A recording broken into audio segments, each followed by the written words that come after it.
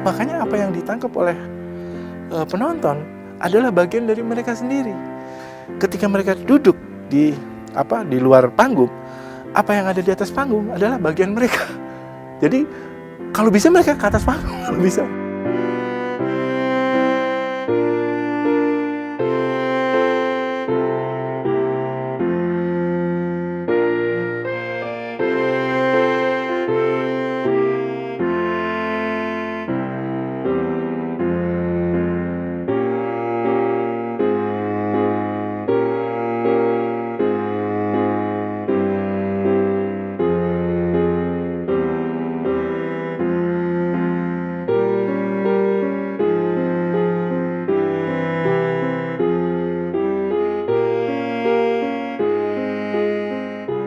Kembali bersama Nungki Kinaria. Terima kasih pemirsa dimanapun kalian berada, terutama para overseas teman-teman di North America. Hari ini saya kedatangan tamu istimewa, panggung Nungki Kinaria. Kedatangan seorang tamu terhormat, Teater Koma, siapa lagi? Kalau bukan Ibu Teater Indonesia, Ibu Ratna Riantiarno. Untuk itu, saya harus berterima kasih kepada teman saya, George Arif, yang memberikan kesempatan besar ini, sehingga Nungki Kinaria bisa mendapat kedatangan Teater Koma dan Ibu Ratna. Oke, kita langsung panggil aja. Halo Ibu, selamat pagi. Selamat pagi. Apa kabar? Kabarnya tetap di rumah. Puji Tuhan, sehat semuanya. Amin. Ini memang kita lagi dianugerahi Tuhan, istirahat mungkin ya Ibu? Betul. Istirahat ya. Baik, kita syukuri seperti itu. Kita syukuri, betul sekali.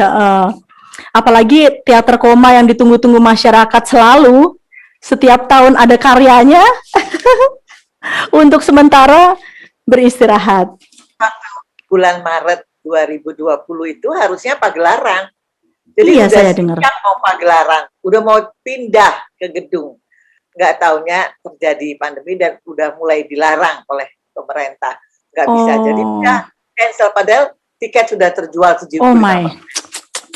Aduh, tapi untuk para penonton mengerti ya Ibu ya, situasi ini ya? Mengerti. Udah diundur, ini diundur lagi sampai dengan Juli. Wah, sampai Juli ya. Memang harus dituntut kesabaran. Kita harus lihat sikon ya. Iya, benar sekali Ibu. Keselamatan semuanya. Demi keselamatan semuanya. Saya juga baca kemarin, saya ikutin Teater Koma Facebook segala macam, justru sebenarnya 2020 ini ada 2 karya besar sebenarnya ya Ibu Ratna ya. Ya harusnya, biasanya kita kan setiap tahun tuh 2 kali memang di gedung pertunjukan. Kemarin Maret nggak jadi, berarti yang ini nggak jadi. Akhirnya kita masuk pada program di 2020 itu program online. Program online, betul sekali. Saya mengikuti loh Ibu. Ceritanya waktu kecil saya sering diajak ayah saya yang waktu itu big fans of Teater Koma. Iya, setiap malam minggu saya ingat itu kita berbondong-bondong ke Teater Koma. Jadi saya waktu itu udah ngefans sekali sama Ibu sebenarnya. Waktu kita mulai dari pertama kali kelompok kami berdiri baru 3 hari. Iya. Dan itu mendapat subsidi 50.000 satu hari pertunjukan. Wow. Tiketnya 300 rupiah. Yang nonton dia lagi gitu. Sampai hafal Ibu Ratna. Betul, saya malah kalau kita nggak ngelihat, kok si ini nggak nontonnya, sini sampai udah hafal gitu. Karena main hanya 2-3 hari kurang lebih ya, kapasitas penonton cuma 300, jadi tahulah daftarnya. Jadi saya kerja di sebuah kantor, saya ajak teman-teman saya untuk nonton, dia bilang teater kata mereka, apaan tuh katanya gitu. Iya. Ke Taman Ismail Marzuki, itu kan tempatnya seniman katanya gitu. Iya, sempat diperbincangan seperti itu ya Bu Ratna ya. Jadi saya merayu mereka, terus mereka cuma, kasihan ya si Ratna, udah deh kita nonton Ratna dengan motivasi kasihan sama si Ratna. Saya dulu penari. Oh, begitu Ibu Ratna, menarik sekali nih. Tahun 75 ke tahun 76 itu karena ada restoran Pertamina di Manhattan, New York. Jadi saya deket banget sama Broadway. Jadi gaji saya tuh habis buat nonton pertunjukan-pertunjukan di Broadway. Karena nonton itu juga luar biasa. Itu pertunjukan tahunan, penonton nggak habis. Jadi berangkat dari situ saya bilang, kok bisa ya di sebuah negara lain tuh kok pertunjukan penontonnya kok bisa pada dia misalnya setiap hari Rabu jadi ada matine karena Iya, buat betul. penonton dari luar kota kan dikhususkan gitu kan. Iya, iya. Jadi memang secara nggak langsung saya belajar dari apa yang saya lihat di sana gitu ya. Iya, Jadi oh. nggak sekolah sama sekali, jadi melihat aja. Jadi kalau saya ngobrol di sana, mereka secara keluarga punya agenda untuk menonton orkestra atau pertunjukan teater gitu. Begitu. Iya, iya, Karena betul. di Indonesia yang ada cuman 3M tuh kalau weekend. Mall, mangan, sama molor. Jadi bukannya nggak pernah mereka mengajak anaknya nonton teater atau Iya, nonton betul. gitu loh. Betul, betul Apalagi sekali. nonton tari. Saya tuh waktu menari gitu ya, begitu penontonnya orang Indonesia, udah pasti nih berisik nih kalau orang Indonesia nonton. Bener, karena kayaknya sementara kalau bule-bule yang nonton, mereka udah tuh standing applause gitu ya. Iya, betul sekali, betul sekali. Karena mungkin di dalam kurikulum mereka tuh, baik teater atau kesenian tuh masuk dalam kurikulum dan mereka sangat menghargai banget gitu ya. Itu yang buat saya iri juga sebenarnya Bu Ratna. Tapi semoga dengan apa seperti Arif ini membuat teater koma untuk menjadi dokumentari, saya juga sebenarnya berharap bahwa film dokumenter ini juga menarik gitu ya. Karena yang saya tadinya prihatin itu takutnya masyarakat Indonesia yang terbiasa dengan apa entertainment yang gampang gitu ya, sifatnya nyanyi atau seperti itu. Apakah mereka tertarik dengan dokumentari seperti ini? Seperti itu pertanyaan saya. Apakah Arif nggak ada pernah keraguan, Rif, pada waktu membuat dokumentari seperti ini? Tanya besar loh tuh. Memang kalau kita lihat selera umum masyarakat Indonesia kalau nonton filmnya apa sih film Hollywood gitu ya, Avengers, Marvel gitu-gitu aja kan. Secara teori sebenarnya harusnya orang lebih tergerak sama dokumenter karena kan itu lebih punya kesan real. Lebih real, betul. Gitu ya, Arif ya. Terus pada saat Arif minta permisi ke Ibu Ratna, apakah Arif langsung dipercaya? Apa Ibu Ratna sempat ada doubt, ada keraguan Ibu? Karena sebelumnya Arif kan jadi penonton kita, jadi kita udah lalu kemudian sebelum dia minta teater koma, sebetulnya dia sudah mendekati, dia ingin bikin dokumentasi soal bagaimana pemain teater untuk perjalanan seorang pemain teater. Misalnya dia dari rumah harus naik bus, lalu bagaimana dia berjuang untuk itu. Lalu sebetulnya kan di teater tuh nggak bisa full kita hidup dari teater ya, kalau di Amerika. Jadi dia harus ada pekerjaan yang lain. Jadi dia meliput. Jadi menarik sekali. Nah itu dia meliput Rita Matumona, salah seorang pemain kita yang udah ikut teater koma dari tahun ketiga teater koma berdiri. Wah, teater hebat koma sekali. kan usianya tahun ini 44 tahun kan. Itu hebat sekali Ibu. Iya. Jadi karena perjalanan itu kemudian kita lihat hasilnya, lalu kemudian itu mereka edarkan ke kampus-kampus menjadi sesuatu yang menarik. Jadi buat meliput teater koma, saya sih oke-oke aja. Cuman memang saya pikir usia dia kan nggak melihat kita dari awal, berarti kan dengan usianya Arif gitu ya. Karena kita berdiri 7. Kali Arif baru lahir kali, jangan-jangan. Iya. Jadi dia meliputnya dua separuh kita gitu. Jadi pada zamannya kita dicekal, zamannya kita dilarang, itu era Soeharto barangkali Arif belum jadi penonton teater koma. Ya, sayang banget Rif. Padahal di situ intinya, Rif. Yang selalu membuat orang bertanya-tanya itu sampai aku mau interview teater koma yang ditanya mereka, Ibu Ratna bakal cerita nggak ya pengalaman ini? Nah ini nanti kita memasuki pertanyaan itu ya Ibu Ratna ya. If you don't mind. Arif, kita sih. Terus yang membuat Arif ke teater sama dokumenter film seperti ini apa, Rif? Ya jadi dulu waktu di UI di zaman kampus tuh sering suka bikin pementasan. Oh gitu.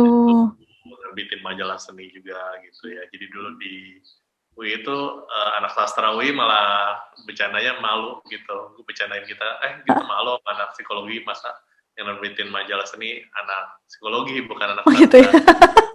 Ya, bener-bener. Ya udah habis itu jadi skripsi gue juga skripsi tentang aktor teater gitu. Jadi di situ lah, jadi terus gitu. Makanya ini kan film Catatan Tanpa Selesai ini rangkaian dari trilogi gue gitu. Jadi trilogi gue pertama Persona, kedua Catatan Tanpa Selesai, nanti yang terakhir Catatan Harapan, itu buku bentuknya dasarnya dari skripsi gue.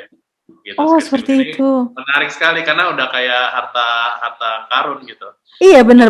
Terus Arif pernah menyangka nggak kalau it will bring you in this spotlight gitu? Iya, berjalan aja sih gue orangnya, Berjalan nggak gitu terlalu ya. dari dulu freelance bikin film, habis itu TV program dan lain-lain, sampai 2003 gue mulai bikin sendiri, PH gue sendiri. Wow, hebat ya. Gue nggak terlalu banyak mikir, jalan aja. Wah, hebat. Motivasi utamanya sebenarnya, jadi yang aku temukan waktu bikin skripsi itu dulu Iya. tentang teater, kalau ngobrol sama aktor teater dimanapun, mau director teater, mau aktor teater, ngobrol di Bandung, tempatnya Kang Fred Anirun, tempatnya ke Jogja, semua sama, semua bicaranya sama, semua teori-teori, ya cerita-cerita tentang teater itu adanya di obrol-obrol sambil ngerokok. Jadi nggak ada yang dokumentasiin gitu loh. Iya. Akhirnya aku pikir loh, kenapa nggak kita coba aktifkan ini, proses pengaktifan yang rasanya penting juga untuk kemajuan seni dan teater Indonesia juga gitu. Iya. Begitu.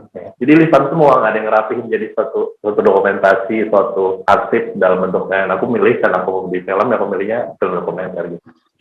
Iya. Terus challenge kamu dari komersial yang seperti kamu bilang tadi ke documentary movie seperti ini banyak nggak, Rif? Apa challenge-nya, Rif? Sebenarnya sama aja sih, it's a form of art kan, kalau maksud gue. Iya. Form of visual art aja. Kalau kita ngerjain iklan kan antara 2-3 minggu selesai. Kalau kita ngerjain corporate 1 bulan, 1,5 bulan, dokumenter yang panjang ini kan, kita juga 8 tahun kan gue nggak ngerjain ini doang kan. Benar gitu ya, Rif ya. Ngerjain apa semua gitu. Ya dapat duit sini lebih, ditaruh ke sini. Gitu ya, Rif ya. Jadi inisiatif project. Luar Dan biasa. gue merasa ini penting kan karena suatu hal yang perlu orang tahu gitu loh. Iya, banget. Proses untuk orang engage tahu. Iya.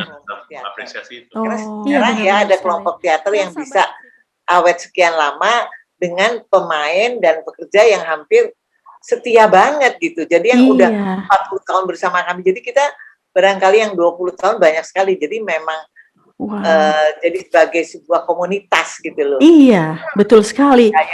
Udah kawin masih boleh, jadi tetap main. Jadi hebat sekali. Anggota saya tuh dari mulai mereka remaja, mereka menikah, sekarang anaknya juga udah ikut bersaing sama bapaknya. Wow, gitu. Luar biasa ya.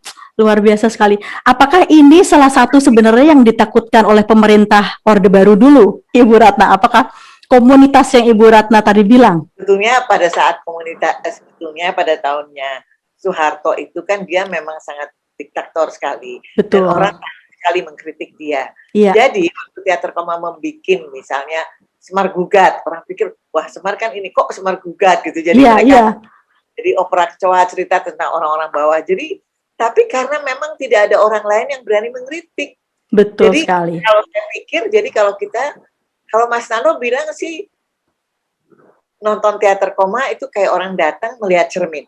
Betul. Lalu, apa yang dia lihat itu lain-lain. Kalau dia birokrat dia melihatnya dengan sisi lain, kalau dia orang seniman dia melihatnya lain, kalau dia mahasiswa juga melihatnya. Jadi itu kayak cermin aja. Waktu mereka pulang mudah-mudahan menjadi sesuatu buat mereka.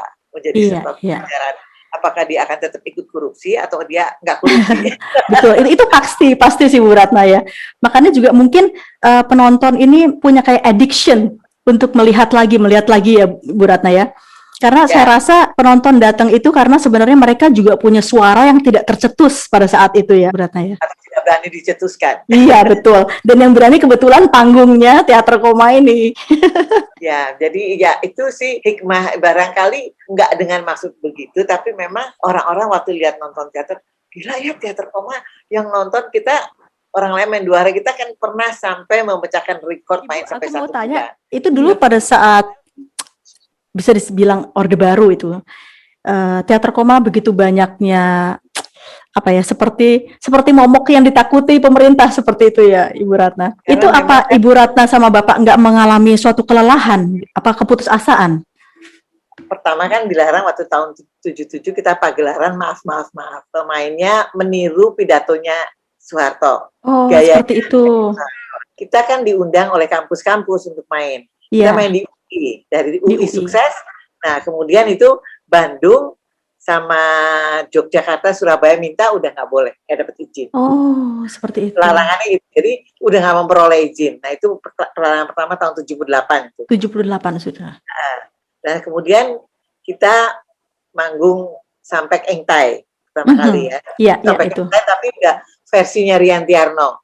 Oh, Jadi sampai begitu. Engtai. Jadi memang itu cerita love story dari Cina, tapi itu Betul. ceritanya di Indonesia, di Banten dan di Betawi gitu. Iya. Nah kemudian kita diundang ke Medan. Mm-mm. Soalnya di Medan udah sampai 50 orang tuh di Medan. Di Iya. hari pertama mau pagelaran dilarang.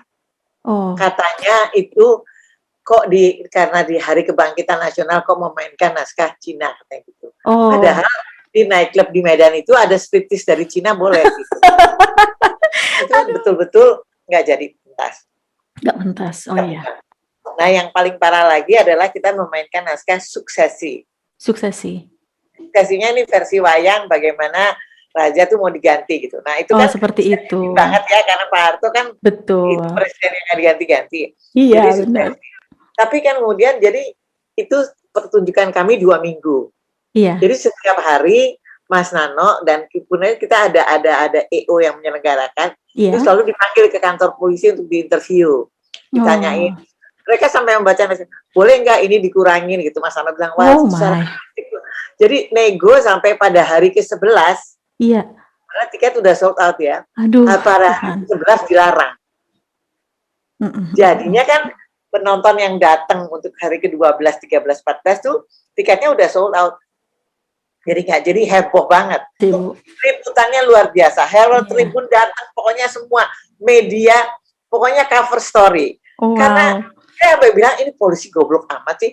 Kalau dia nggak larang, dia iyain aja sampai 14 hari, mungkin nggak akan seheboh itu. Benar Tapi sekali ya. jadi heboh kan gitu. Jadi Iya, kayaknya betul. mereka jadi PR kita yang gratis. Ya, kan akhirnya Iya, sebelum betul sekali. nah jadi terkenal banget gitu. Iya, iya, iya.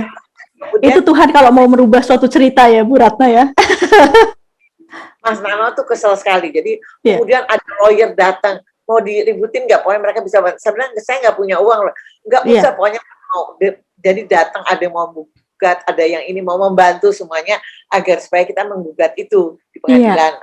Oh, Ya. iya, iya, iya. Mas Nano dan saya tadinya tergoda juga untuk itu. Oh, sempat ya, Bu Ratna ya. Menuntut kebenaran kan itu Betul. ya kita harus Iya. menuntut. Tapi pada akhirnya kita memutuskan, kemudian kita konsultasi beberapa orang, katanya gitu, Mas Nano, dia bilang gitu, kamu kan memang kerja untuk kesenian, jadi segala macam itu menjadi resiko, katanya gitu. Betul. Kalau kamu mulai masuk ke pengadilan, itu akan sidangnya berkali-kali dan nggak selesai-selesai, dan akhirnya kamu nggak bisa berbuat apa-apa. Dan akhirnya begitu banyak orang yang berdatangan mau membantu, dan kita berpikir untuk apa kalau kita ke pengadilan segala, akhirnya itu akan membuat kita kehilangan waktu untuk berkreatif gitu. Betul. Jadi akhirnya kita pikir udahlah, kita itu nikmati aja sebagai sebuah proses, tetapi kita tetap pada jalur kita, tetap berkarya. Itu lebih baik daripada di ini. Tadinya Mas Nano juga udah ngambek, Mas Riantiano ngambek, dia bilang, 2 tahun nggak mau bikin apa-apa. Terus kebayang sih, Bu. Ngapain kamu nggak bikin apa-apa? Jadi Ya. berarti kamu tuh benar-benar mencekal diri sendiri, nggak dicekal sama mereka, katanya Betul, gitu kan. betul sekali. Aduh. Akhirnya tadinya dia pikir benar juga ya. Ini memang sebuah ujian untuk kita tetap jalan terus. Kan nggak ada pelarangan untuk karya berikutnya, jadi untuk karya berikutnya. Oh, Nah, akhirnya seperti itu. Yang itu kita memainkan lagi naskah lain, kemudian akhirnya kita pikir kita mainkan opera kecoa. Begitu, ya. Opera kecoa itu dilarang. Padahal opera kecoa itu kami diundang ke Jepang. Oh. Jepang tuh udah siap, Jepang udah datang, udah bikin set, akan main di 3 kota di Jepang. Nah sebelum berangkat kita main di Indonesia. Iya. Nah itu dicekal, dibilang itu karena cerita prostitusi segala macam, itu tidak mendidik. Akhirnya udah ke DPR, akhirnya jadi nggak jadi berangkat. Aduh. Dan pemerintah Jepangnya juga itu. Dan itu yang memutuskan saya akhirnya kan, padahal itu pertama kali untuk kita keluar negeri ya. Betul, jadi ya. akhirnya jadi ke Jepang. Terus akhirnya saya bilang pada waktu, karena siapa lagi kita bisa dapat sebuah sponsor yang membiayai, Iya. Jepang lagi kuat-kuatnya yuk. Iya. Jadi setelah itu kita pikirnya nggak perlu main di luar negeri. Yang penting adalah kita menjadi tuan rumah di rumah sendiri, itu yang paling susah dikejar. Hebat Ibu, iya betul, betul sekali. Jadi tuan rumah di rumah sendiri, karena Iya. memang membuat audience development, mendidik orang untuk menonton teater itu susah banget dan Susah proses ya itu Bu Ratna. alami. Iya, betul-betul. Jadi memang barangkali kita kelompok satu-satunya yang pernah bermain sampai 1 bulan di gedung berkapasitas 800 dan itu juga kapasitasnya 90% terisi penuh gitu. Itu luar Jadi, biasa Ibu Ratna. Pikir saya lebih bangga Iya. untuk bermain tetap di tanah air. Ya, Betul. kemudian kita main diundang pernah. Kalau di luar kota kita main yang sering adalah pernah keliling 12 kota 1 bulan pakai satu truk. Jadi kita niru di ada satu Red Tent Theater, dia buka truknya menjadi panggung. Wow. Mainnya di platformanya 12. Itu tahun berapa Ibu Ratna? Tunggu dulu, saya tahun berapa ya? Ya kasihan si Arif, Rif. You lost the 2000. moment, Rif. Itu seru tuh, Rif ya. 2000 ke 2001. 2001. Oh. Jadi mulai dari kita di Jakarta, terus kita Iya. mulai dari Surabaya, Manado, itu mainnya di halaman kampus. Wow. Kalau nggak di halaman kampus, gratis. Iya. Kalau nggak di halaman kampus, jadi pemain dan merangkap menjadi pekerja, yang mereka ngebuka itu truknya dan segala. Kemudian selesai pertunjukan ada diskusi. Yang Wah, kita hebat main sekali. di alun-alun tuh cuma di Bandung sama di Kudus. Yang Oh. lain itu di kampus-kampus semua. Jadi di Malang di Unbra, di Iya, iya. mana di Surabaya di ITS, di Jogja di ASTI, Asti, di sekolah iya, iya. SSI, Sekolah Tinggi Seni. Saya nggak kebayang itu antusias rakyat yang Ibu datangin dari satu kota ke kota lain. Itu wow, energinya luar biasa pasti Ibu Ratna ya. Ya waktu itu masih muda ya, jadi masih kuat. Iya. tapi kan kalau seniman tuh nggak ada limitation age-nya kan Bu ya, Iya umurnya. dong. Iya dong, iya. Terus Justru kita semangat. mengamati di atas panggung. Iya betul. Tuh Rif, gimana Rif? Setelah kamu melihat itu semua prosesnya di Teater Koma, kita jangan berhenti ya Rif ya. Kalau ada rintangan terus ya Rif. Ya gitu, jadi emang konsistensi sama Konsistensi ya. ya, konsistensi dan nggak pernah berhenti ya, sama kayak namanya gitu. Jadi nggak pernah Iya. nggak pernah ini, selalu ada sesuatu lagi. Jadi emang itu yang jadi kayak apa ya? Kayak ada api yang Itu baik dia, betul sekali ya. kan gitu ya. Aku iri nih sama Arif sebenarnya. Soalnya Arif boleh mendampingi Teater Koma 8 tahun. Aku pengen Rif, pengen belajar banyak nih dari Teater Koma, dari Ibu Ratna, dari Mas Nano setelah tahun berganti tahun tentunya. Apakah ada penerusnya seperti Pak Nano, seperti Ibu Ratna, Teater Koma ini? Bagaimana Ibu Ratna? Ya kalau kita lihat teater-teater yang lain, saya kan berasal dari teater kecilnya Arifin Senur. Kemudian memang sulit ya, kemudian untuk hidup lagi setelah nggak ada Arifin. Lalu kemudian Teguh Karya, teater populer. Teguh Karya, dia betul. ke film. Kemudian akhirnya berusaha itu ya anak-anak buah untuk melanjutkan, tapi juga kayaknya gagal juga. Oh, seperti itu. Ya, tapi kalau Mas Riantiano dia kan memang konsisten di teater aja. Kalau saya masih suka sebagai seorang pemain, saya juga pengen coba dong main di film seperti apa gitu. Iya betul Ibu Ratna ya. Karena sebagai seni peran itu sebuah tantangan gitu. Iya. Panggung dan di layar, dan dengan televisi sinetron pun berbeda gitu ya. Berbeda ya. Jadi sekarang sih memang beberapa kali sih udah ada beberapa sutradara yang menggantikan, tapi kan sekarang anaknya Riantiano yang kebetulan anak saya juga. Iya. Namanya Rangga. Kebetulan ya Ibu. Rangga Ibu. Anak saya. Jadi yang anak pertama dia ikut teater. Walaupun memang agak telat, dia pernah kuliah di ITB Seni Rupa dan akhirnya dia setelah usia 27 tahun, aku teater aja gitu. Terus saya telat karena saya ikut teater dari mulai saya SMA kelas 3, jadi 17 tahun saya udah ikut teater gitu. Betul. 1 tahun baru ikut teater. Iya. Akhirnya dia juga senang nulis dan udah menyutradarai. Jadi pertunjukan kami yang terakhir itu adalah sebelum pandemi ini, J.J. itu 2019 ya. 2019. Yang ke-159 ini saya lihat ya, sutradaranya Rangga Ibu. Ya Rangga. Wow, hebat. Itu habis gitu kita kan sampai kengteng nggak jadi semua, habis itu ya nggak bisa pagelaran, itu pagelaran terakhir di gedung.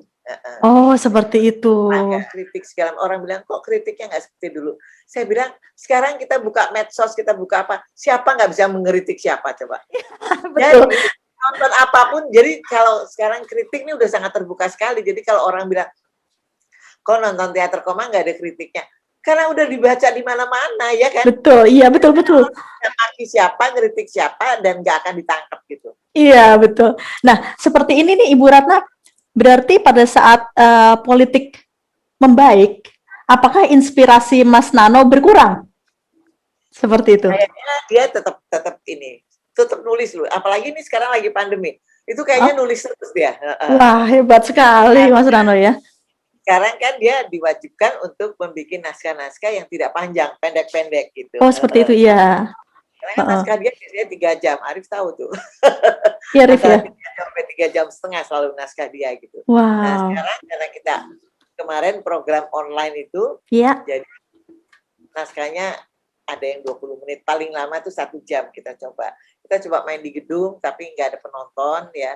Terus, sebenarnya memang secara biaya ini buat orang seni pertunjukan memang gawat banget gitu pandemi ini. Karena kita tidak mendapat uang tiket, lalu kemudian kita kalau produksi jadi menambah biaya, harus pakai berapa kamera kalau mau bagus kan, jadi cost-nya menambah. Dan nggak ada penonton. Ya kalau kita mengharapkan dari donatur dibandingkan sama musik tuh lebih hidup gitu kayak. Mereka punya donatur. Jadi memang yang seni pertunjukan tuh tari sama teater itu kasihan sekali. Kasihan ya Bu Ratna, betul. Jadi untuk produksi tuh memang bicara kita udah cari biaya yang nggak terlalu mahal, tapi kan cost-nya jadi macam-macam. Gitu. Iya betul sekali Bu Ratna ya. Pemain nggak boleh banyak gitu ya, harus 5 atau 6 orang aja supaya kita mengikuti aturan yang ada. Iya, padahal teater itu kolosal ya Bu Ratna ya. Ya memang ada yang kolosal, ada yang enggak. Tapi kan teater koma itu terkenal, anggotanya banyak, terkenal dengan kolosalnya gitu loh. Iya betul sekali ya. Iya. Apa ini kan jadi suatu pembelajaran juga buat kita. Betul ya. Kaitannya pemerintah harusnya concern, kita butuh dana tuh buat itu semua. Iya ya Bu Ratna ya, terutama untuk kedepannya ya Bu Ratna ya. Seperti saya tadi berpikir kalau masa COVID seperti ini, terus saya membaca itu. Kalau nggak salah di tempat dokumentarinya Arif deh, itu kalau nggak salah Bapak Nano mempunyai apa ya, seperti mimpi seperti itu atau petisi yang bilang bahwa sebagusnya pemerintah itu di MKK-nya juga diselipin seperti teater, menari dan seperti itu penjurusan seperti itu Ibu Ratna ya. Tapi pertanyaannya adalah pada saat mereka memilih itu dan mereka harus mengalami realita kehidupan, apakah itu mencukupi itu seperti itu Bu Ratna ya? Ya nggak mencukupi kalau kita lihat kan sama aja ya. Dulu saya ingat tuh waktu saya di New York tuh saya mau wawancara pemain-pemain yang ini menjadi pemain Broadway, mereka sebelum dapat kerjaan tetap mereka jadi waiter atau jadi apa. Iya gitu. betul. Tapi kan di sana kerja apa aja menghasilkan uang. Benar. Ini jadi aku lihat banyak pekerja seni sekarang jadi Gojek atau supir Gojek. Jadi karena untuk di waktu yang luang mereka harus kerja. Harus double job ya. Di kantoran kan ada jam kantor yang mereka jadi akan sulit untuk terlibat produksi gitu. Betul. Jadi akhirnya mereka mencari kerja part time seperti itu. Iya. Tapi kerja seperti itu jadi kadang-kadang juga berkaitan pada energi, kesehatan dan segala. Betul. Semua serba terbatas sekali sekarang ya Bu. Ya. Jadi sekarang memang yang punya duit cuma pemerintah. Iya. Berapa? Tapi kan swasta yang lain tuh kan belum terlalu concern untuk mensponsori kesenian. Betul Sekali Ibu Ratna. Iya. Ya semoga nanti dengan film-film dokumenter yang Arif seperti ini Arif ya. Mudah-mudahan. Amin. Iya. Karena sebagai maksudnya kita di sini juga berusaha untuk diaspora budaya seperti itu dalam rasa nasionalisme itu kita mempunyai maksudnya kenapa gitu kalau seni budaya nggak bisa ke sini seperti misalnya India udah di Bollywood seperti itu kan, seperti tadi Bu Ratna juga bilang teater dihargai seperti Broadway di Manhattan New York seperti itu. Arif, terus kamu sebagai director ya Arif ya di situ ya Arif ya. Nah itu kamu konsultasi juga sama Mas Nano tentang penyajian dokumenter ini. Atau Mas Nano percaya dengan flow kamu yang udah ada? Ya, jadi prosesnya kemarin aku kan ngedit dulu nih, udah selesai. Jadi Mm-mm. waktu kita, jadi di waktu syuting yang agak udah menjelang akhir rap gitu ya, maksudnya kita ke Cirebon waktu itu. Jadi Ke kita ke Cirebon, Cirebon. ke tempat Mas Nano lahirnya di Mas Cirebon. Nano, betul. Iya, iya, iya. syuting di sana, ke rumah masa kecilnya dan lain-lain. Iya. Sekalian makan dan lain-lain lah, enak lah ya. Jangan ngomong soal makan, Rif. Di sini iri. Kita nggak bisa dapat makanan itu. Al gentong. Iya. Itu kalau saya sama Mas Nano menganggap itu udah haknya Arif. Cuman Gitu ya, kalau Mbak, ya? kita melihat yang rasanya kita nggak, itu kayaknya lebih baik nggak usah karena apa, orangnya udah nggak ada atau bagaimana gitu, itu hanya permintaan seperti itu aja. Tapi kalau yang lain-lainnya kita nggak intervensi sama sekali karena itu kan udah ini yang lain, sebuah karya sendiri. Sebuah karya sendiri. Dan aku sih terus terang menghargai sekali ya, maksudnya dari Tokoman semua enak gitu, maksudnya ya ada itunya, ada respectnya gitu. Iya, iya. Kembali lagi itu tanggung jawabku gitu loh untuk Betul. tayang kan gitu. Jadi Iya. kalau ada yang nggak berkenan ya just let me know. Tapi soal decision lainnya, Mas Nano pas di Cirebon cuma oke, gitu, cuma ngomong gitu oke. Iya, cuma gitu aja ya. Iya. Ya gitu aja sih. Iya. Aku melihat itu loh, dokumentarnya Arif yang Mas Nano di Cirebon. Aku kagum. Aku belum ketemu Mbak Nano secara private seperti ketemu Ibu seperti ini. Tapi aku bisa melihat ini loh, Ibu Ratna kenal pasti Woody Allen ya Bu ya, Ratna. Ya. Seperti itu. Beliau Pak Nano Rantiano ini adalah seorang yang genius. Nah, pertanyaan aku untuk Ibu lagi. Tentunya di belakang kesuksesan seorang suami ada ketangguhan seorang istri. Seperti itu kan ya Ibu Ratna ya. Nah, seorang jenius seperti Pak Nano ini kan kita semua tahu ada suatu kepercayaan diri yang luar biasa atas semua karyanya. Nah, dengan pencekalan itu segala karya yang terinspirasi dari Pak Nano ini, apakah Pak Nano juga rembukan sama Ibu, minta approval Ibu juga, ini bagaimana sebaiknya? Apa Mas Nano udah just go dengan kepercayaan dirinya seperti itu, Bu Ratna? Saya dari awal begitu memutuskan untuk menikah dengan dia, mendapatkan seorang seniman yang penulis gitu, saya juga tahu bahwa mereka membutuhkan juga sebuah privacy, jadi nggak intervensinya. Kalau intervensi saya itu misalnya, aduh kamu tuh nggak sarapan, minum kopi aja gitu. Kayak gitu. Iya. Sampai jam 12, sampai jam 1 malam, lupa makan, lupa segala. Nah, intervensi saya gitu. Tapi intervensi di dalam tuh, dia menunggu sampai selesai, baru kita baca dan mendiskusikan. Seperti itu. Nah, tapi kadang-kadang kalau dia bertanya, saya ini lagi bikin ini, kira-kira gimana? Itu baru saya masuk gitu. Jadi saya pikir, makanya saya, orang-orang nanya, Rat, kamu kok nggak jadi sutradara teater? Saya waktu itu memutuskan, saya merasa saya mengorbankan diri waktu begitu saya kawin sama dia, terus kita mendirikan Teater Koma, saya harus berhenti menari, biar saya bisa konsentrasi dan fokus. Karena kita mendirikan Teater Koma, Koma itu never stop. Iya, betul. Jadi kata koma itu menjadi beban yang berat. Jadi saya pikir saya harus fokus. Jadi akhirnya saya berhenti dunia tari yang sebetulnya itu sebuah dunia yang membuat saya bisa keliling-keliling dunia, saya bisa belajar macam-macam. Tapi kenapa saya pindah waktu saya masih menari, saya menonton sebuah pertunjukan teater, lalu saya merasa saya nothing. Dulu saya pikir saya ini penari yang udah nari di mana istana. Betul Bu Ratna ya. Saya nonton pertunjukan teater, saya merasa nothing karena bayangin pertunjukan teater orangnya itu harus bicara, harus ngomong, harus jadi orang lain. Kalau saya nari kan udah ada aturannya, jadi tinggal niruin aja kan gitu. Iya, betul. Jadi saya pikir gila ya. Jadi saya belajar teater tuh, dan kemudian untuk diri saya sendiri, saya melatih banyak hal. Saya mempunyai artikulasi yang baik, presentasi yang baik. Jadi saya hanya lulusan SMA, saya bisa menjadi marketing manager sebuah perusahaan. Nah ini luar biasa nih, aku mau tanya lagi nanti. Karena saya belajar waktu olah vokal itu ya, saya ingat saya waktu baca produksi pertama Mas Arifin kasih peran, orang lain latihan jam 5, Ratna datang 1 jam sebelumnya. Saya harus ready sama dia. Itu cuma dialog segini ulang sampai 7 kali. Wah. Artikulasinya nggak benar, intonasinya nggak benar, belum ada rasa, belum. Gila, susah banget, saya udah hampir Iya. gitu ya. Iya.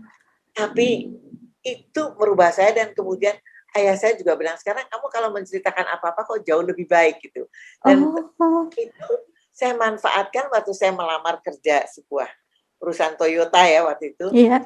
Sarjana semua tuh, sarjana bahasa Jepang karena perusahaan Toyota. Saya cuma lulusan SMA, saya cuma kursus sekretaris 1 tahun. Tapi saya tanya, apa sih? Ditanya tentang produk, kamu harus menjelaskan, kamu bisa. Oke, saya baca brosur-brosurnya Corolla, gua apalin ya. Presentasi. Jadi aku diterima langsung. Wah, bisa sampai seperti itu dampaknya ya, Bu Ratna ya? Jadi memang saya bilang kadang-kadang belajar teater, olah vokal, volume suara kita, dan kita kalau bicara dekat kita bisa ini. Tapi kalau saya suruh presentasi, hai, kau dengar semua, orang kita juga bisa punya vokal yang baik gitu ya. Jadi saya merasa teater itu juga mendidik saya. Akhirnya saya menjabat, karena waktu itu masih kerja kan, nggak bisa hidup dari teater. Jadi iya, betul. Posisi saya bisa kerja di kantoran dengan baik itu karena terus terang aja teater. Wow, Rif. Orang-orang kantor nonton itu, dia bilang nonton Ratna, akhirnya mereka bilang, gila ya itu live performance ya Rat ya. Terus lu bisa ya berdialog gitu ditonton orang gitu ya. Iya, betul Bu Ratna ya. Kepercayaan diri juga menjadi yakin, dan kita juga kalau masuk suatu tempat, saya kalau presentasi di depan direktur bank gitu ya buat sebuah tender gitu ya. Saya juga harus itu kan bersaing sama yang lain, gimana kita presentasi. Iya, betul. Baik, sama aja, saya pikir itu kayak main teater juga. Jadi memang teater mendidik saya di dalam karir perkantoran dan karir kesenian. Aduh, hebat sekali Rif ya. Kamu nyangka nggak sih Rif seperti Rif? Nyangka nggak dampaknya seperti itu ya? Orang banyak yang nggak tahu kalau saya dulu orang kantoran, karena mereka lihatnya sekarang. Mereka betul Ibu. Mas Nano tuh 22 tahun dia kerja di media sampai dia jadi pemret. Begitu dia umur 55, dia panggil saya dan anak 2, dia bilang, boleh nggak saya berhenti bekerja? Oh, seperti itu. Hilang, fasilitas medical treatment hilang, karena saya ingin tulis. Kesempatan saya menulis sekarang sebelum saya makin tua. Saya kepengen menulis novel, pengen. Jadi kemudian saya dan anak-anak memutuskan, oke, Papa boleh berhenti. Wow. Dan toleransi macam-macam ya gitu. Hebat sekali Rif ya. Perjuangannya Mas Nano ternyata juga didukung semua oleh anak-anak sama Ibu. Itu juga pertanyaan saya tadi yang udah dijawab sama Ibu Ratna. Itu amazing sekali Ibu Ratna. Suatu teamwork ya Bu Ratna di dalam keluarga sendiri ya Ibu Ratna ya. Ibu Ratna karya ini tidak pernah berhenti. Dicekal tahun demi tahun. Tapi nggak pernah lelah karena tuntutan koma tadi yang Ibu Ratna bilang juga membuat Ibu Ratna akhirnya sedikit pressure, tapi sacrifice-nya Bu Ratna dan anak-anak untuk Pak Nano ini menjadi suatu karya yang besar untuk Indonesia seperti itu Ibu Ratna ya. Dan ini juga bukan kebanggaan pribadi keluarga Bu Ratna, tapi kebanggaan kita semua ini Bu Ratna. Sebetulnya juga teater koma bisa bertahan sekian lama itu loyalitas dari anggota-anggotanya itu yang mendukung. Betul, hebat sekali. Tapi kita sampai bertahan sekian lama, bayangin. Jadi anggota kami yang bertahan tuh sampai semua punya anak-anaknya juga dilibatkan gitu. Jadi loyalitas dari anggota itu yang menampung. Jadi kita memang udah jadi sebuah. Jadi Mas Nano tuh sampai kalau menyutradarai udah hafal. Kira-kira yang bisa kalau dia punya peran nih, ini cocok-cocok. Tapi dia juga pernah melakukan, boleh nggak kalian presentasi, nanti saya milih. Tapi saya milih yang terbaik dari kalian. Kalian boleh kepengen jadi apa. Jadi dia udah macam-macam dia lakukan. Jadi memang dalam usia teater koma 44 tahun ini, mungkin kalau buka YouTube teater koma mulai bulan Maret itu, kita semua pementasan itu kita gratiskan. Lewat YouTube teater koma. Hebat sekali. Jadi itu ada macam-macam, ada pementasan yang kita lakukan di sanggar kita nih. Di belakang kalau Anda lihat nih sanggar tempat kita latihan nih. Iya, gede banget gitu. Iya, betul. Sanggar. Supaya nggak nyewa tempat, jadi makanya rumah saya 2 tingkat, bawah tuh buat sanggar. Aduh, hebat sekali. Iya ya. Kalau nggak kan nyewa tempat latihan mahal. Iya murah. Jadi nanti ada sanggar, ada pertunjukan yang di gedung kesenian, nanti akan mulai nanti saya kabarin deh. Nanti Iya saya dong Bu Ratna. bisa di WhatsApp ya. Atau Iya, di iya. Mau sekali nanti saya sebarkan di sini juga. dokumentasi film-film pertunjukan kita yang lalu kita akan putar juga. Oh, Jadi ada opera primadona, ada apa opera primadona itu wow. luar biasa. Iya, Yang iya, main iya. Oh, begitu ya Bu Ratna ya. almarhum Alex Komang main. Wow, itu saya ngefans juga Bu Ratna. Aduh, hebat sekali. Arif, kalau yang Ibu Ratna tadi cerita tentang personel teater koma, kamu ngerasa vibe-nya nggak, Rif? Kalau mereka tuh suatu keluarga besar gitu, Rif. Nggak cuma apa, kayak penari, pemain, terus pulang, terus udah, tapi apa kekompakan mereka, suatu komunitas tadi itu, Rif. Kamu bisa kerasa ya, Rif ya? Ya memang, jadi memang suatu kelompok yang guyup, yang jadi satu gitu. Betul, itu kekaguman saya, hebat sekali. Aku juga ngeliat gimana Mas Nano dan Mbak Ratna nge-treatnya ke yang lain gitu. Iya. Ya begitu gitu, asik aja. Asik ya. Juga, Keluarga besar ya. Keluarga besar ya Bu Ratna, iya betul. Anaknya akhirnya ikut kan, anaknya Mas Budi Ros, anaknya Mbak Eci gitu. Jadi kayak gitu sih sebenarnya. Seperti itu ya, apa namanya, relasinya ya, luar biasa ya Bu Ratna ya. Itu tadi suatu komunitas yang sebenarnya ditakutkan untuk menyemangati suatu ideologi yang politik tadi ya Bu Ratna ya. Jadi ya ini aja Rif, mungkin kita sebutnya University of Theater Koma. How about that? Ya Bu Ratna ya. Jadi memang dari sejak kami mendirikan, saya udah bilang bahwa kalian memilih ikut teater, kita pilihnya nggak yang terbaik atau apa, tapi paling tidak dia punya disiplin, mau mengikuti disiplin yang sudah dibikin oleh teater koma. Oh iya. Kalau enggak kan susah. Betul. Jadi ada disiplin. Kalian punya disiplin, tapi disiplin teater koma itu ya kalian harus menghargai yang lebih tua, harus bisa kerjasama, mau mengerjakan apa aja. Kita ada piket. Barangkali dia nggak pernah nyapu di rumahnya, tapi dia harus nyapu sanggar tuh. Jadi itu saya suka tuh Bu Ratna. Jadi ada piket, mereka harus nyapu dan pel gitu. Iya. Oh, itu justru yang membuat semakin kuat ya Bu Ratna ya. Jadi dan saya memang tidak men-charge bayaran kepada mereka. Jadi dari awal makanya satu orang bilang, "Berarti kenapa nggak buka sekolah, buka apa?" Berbeda antara buka sekolah dan buka kelompok itu berbeda sekali. Jadi, iya, betul. Kita mau buka sekolah sekarang bilang bikin aja. Akhirnya konsentrasi kita sekolah kan terima duit bayaran. Betul. Kita berbakat kita harus pakai dia untuk main. Betul. Jadi saya dan Mas Ana memilih enggak gitu. Memilih tidak ya Bu Ratna. Akhirnya mereka ikut latihan, kita kasih makan lagi awal-awal ya semuanya gitu. Iya betul. Ya, jadi mereka tahu juga bahwa mereka juga harus punya kerja sampingan yang lain karena kita setahun 2 kali agar mereka juga bisa hidup gitu. Iya. Jika ini gue running sendiri sih, company gue sendiri. Oh gitu. Kita kebanyakan ngerjain iklan sama dokumenter. Gitu ya Rif ya. Itu dari 2007 sering ngerjain kerjasama sama global partner, jadi tayang di luar negeri. Gitu. Nah itu gimana Rif? Ceritain sedikit dong Rif. Kok udah sampai ke Jepang, UK ya Rif ya? Dari 2007 kita sering ngerjain TV program dan komersial lah untuk tayang di luar negeri gitu. Job pertama waktu itu dari Jerman, kita bikin tentang petani gula aren waktu itu. Jadi seperti tayang itu. di Jerman. Gitu. Habis itu terus tuh, karena word of mouth ya, kenal mereka ada yang rekomen sampai gitu. sekarang. Koneksi ya, seperti itu ya. Minggu lalu kita baru jalan ngerjain buat UK tentang woman empowerment gitu, tayang di UK. Wow. 2008 kita wakil Indonesia, jadi waktu itu ada gerakan dari Starbucks Love Project bikin fundraising buat orang-orang di Afrika. Nah, sama-sama semua nih penyanyi dari puluhan negara seluruh dunia nyanyi bareng. Wow. Itu Starbucks itu ya, Rif? Starbucks Love Project ya. Wow, hebat banget, Rif. Tayang di London waktu itu live gitu. Iya. Oh ini saudara-saudara orangnya di balik itu ya. Wah, congratulations, Rif. That's amazing. Oke, Ibu Ratna, terima kasih waktunya. Salam Bapak, salam keluarga. Arif. Nice talking with you. Oke, terima kasih semua pemirsa Indonesia yang berada di mana-mana, terutama yang berada di North America. Saksikan kembali penayangan Teater Koma bersama Spin Production Di panggung, Nungki Kinarya.